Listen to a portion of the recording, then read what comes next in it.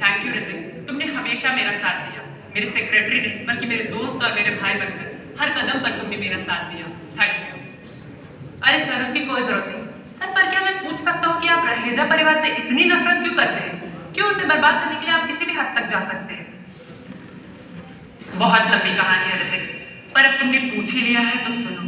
बरसों पहले एक इंसान का दिल, घर, परिवार सब कुछ टूट गया था। एक इंसान को जब ठेस पहुंचती है तो उसकी हार, उसका दर्द, उसका बदला एक सांप के काटने से कम नहीं होता। कुछ ऐसा ही है मेरा बदला। एक इंसान जब अपने इंतकाम के लिए तपस्या करता है तो ईश्वर भी उसके आड़े नहीं आते। इंतकाम की राह पर चल चुका हूं मैं। मेरा बदला हर हस्ती, हर बस्ती को मिटा देगा, तख्तो ताज हिला देगा। डरो मेरे कहर से, कोई नहीं बच पाएगा इस प्रलय से। किसी में हिम्मत नहीं कि मेरे सामने आ सके। तो वो क्या चीज है? मेरी भावना, मेरा बदला गलत नहीं है, इंसाफ है। पूरी कायनात, पूरा ब्रह्मांड मेरे साथ है। उन लोगों ने एक हंसते खेलते परिवार का अपमान किया, उसका सर्वनाश किया। अब यही उनके साथ भी होगा। इंतकाम की घड़ी अब आ चुकी है। सर सर सर, आप प्लीज शांत हो जाइए। रात भी काफी हो गई है, आप प्लीज सो जाइए। कैसे सो जाओ ऋतिक? आज भी जब सोने के लिए आंखें बंद करता हूँ तो 20 साल पुरानी वही भयानक काली रात याद आती है, जब मुझसे मेरा सब कुछ छिन गया। मेरी खुशियां, मेरा चैन, इत्मीनान, मेरा घर परिवार, यहाँ तक कि मुझसे मेरे माँ बाप को भी छीन लिया उन लोगों ने। मेरे माँ बाबा उन लोगों पर सबसे ज्यादा भरोसा करते थे और उन लोगों ने धोखे से हमसे हमारा सब कुछ छीन लिया। ये सदमा मेरे माँ बाबा बर्दाश्त ना कर सके और इस स्वार्थी दुनिया में मुझे अकेला छोड़कर चले गए। Sir, calm down. सॉरी, मैंने आपसे प्रश्न किया। सर, आप प्लीज बैठ जाइए। इंसान खाली हाथ आता है ऋतिक, पर खाली हाथ जाता नहीं। अपने पाप और पुण्य की कमाई साथ लेकर जाता है। पुण्य किए तो स्वर्ग की सीढ़ियां चढ़ता है, पाप किए तो नरक की आग में जलता है। और उन लोगों ने बेहिसाब पाप किए हैं। उनके पापों का घड़ा अब भर चुका है। अब उनके कर्मों का हिसाब होगा। मेरा इंतकाम होगा।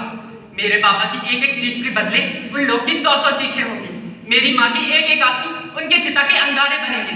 उनका फैसला कोई अदालत, कोई कानून नहीं करेगी। उनका फैसला मैं करूंगा। उन्हें सिर्फ एक सजा दी जाएगी, सजाए मौत।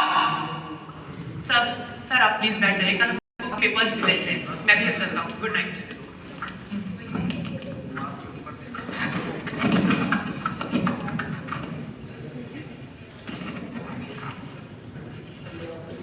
बेटा, माँ, बेटा, बाबा, माँ, बाबा आप।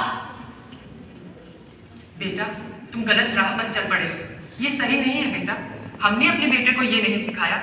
अब भी वक्त है बेटा, लौट आओ। हमें कोई बदला, कोई इंतकाम नहीं चाहिए। हमें तो सिर्फ अपना बेटा चाहिए, जो इस नफरत, बदले और इंतकाम की आग में कहीं खो गया है। अब भी वक्त है बेटा, लौट आओ। लौट आओ बेटा, लौट आओ। बाबा, बाबा, माँ, बाबा, बाबा, माँ। तो ये सपना था। सर, आप उठ गए? ये रहे रहेजा परिवार के बाकी के पेपर्स। अब आप चुटकी बजाकर ही उस परिवार की नींव तक को हिला सकते हैं।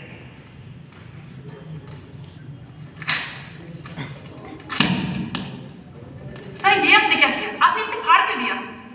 ऋतिक, कल माँ बाबा आए थे मेरे सपने में। उन्होंने मुझे बताया कि ये सही नहीं है, भटक गया हूं मैं। ये नहीं है। मुझे आज भी याद है, बचपन में जब बच्चे मुझे स्कूल में चिढ़ाते थे और घर आकर मैं उन पर गुस्सा करता था तो माँ मुझसे कहती थी कि गुस्सा करने और बदला लेने वाले से कहीं गुना ज्यादा बड़ा होता है माफ करने वाला। इतनी साल तक मैं ये बातें भूल कैसे गया? पर सर, आपके बदले का क्या? ऋतिक, जब भी हम बदले की भावना से कुछ करते हैं तो ये नहीं सोचते कि भले ही हम कितने भी सही क्यों ना हो, लेकिन किसी ना किसी की कहानी में गलत जरूर होते हैं। जब भी हम किसी से बदला लेते हैं तो ये भूल जाते हैं कि वो इंसान भी किसी का भाई है, बेटा है, पिता है। और वही इंसान जब हमारा भाई या पिता होता है तब हमें महसूस होता है कि ये बदला कितना खोखला है। ऋतिक, नफरत कभी किसी बुराई को खत्म नहीं करती, बस अच्छाई को मार देती है। पर सर, उन आंसुओं का क्या जो आपने 20 साल तक बहाए? उस दर्द का क्या जिसने आप 20 साल तक कराए? उसका हिसाब होगा ऋतिक, वो करेंगे उसका हिसाब। उन्होंने देखा है मुझे 20 साल तक घुट घुट कर जीते। इतनी आसानी से नहीं छोड़ेंगे वो उन्हें। और रही बात मेरी प्रॉपर्टीज की जो उन लोगों ने मुझसे छीनी है, तो वो मैं उनसे हासिल करूंगा, पर कानून और अदालत के दायरे में रहकर। ठीक है सर, मैं अभी आपके लिए एक अच्छा वकील हायर करता हूँ।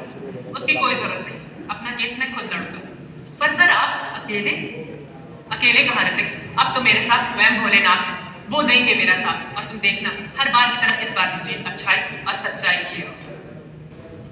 अफान फिर रहेजा परिवार के खिलाफ केस लड़ता है और फलस्वरूप उस केस को जीत भी जाता है। रहेजा परिवार मिली सारी प्रॉपर्टीज वो एक देखा आप लोगों ने एक अच्छे और सच्चे इंसान के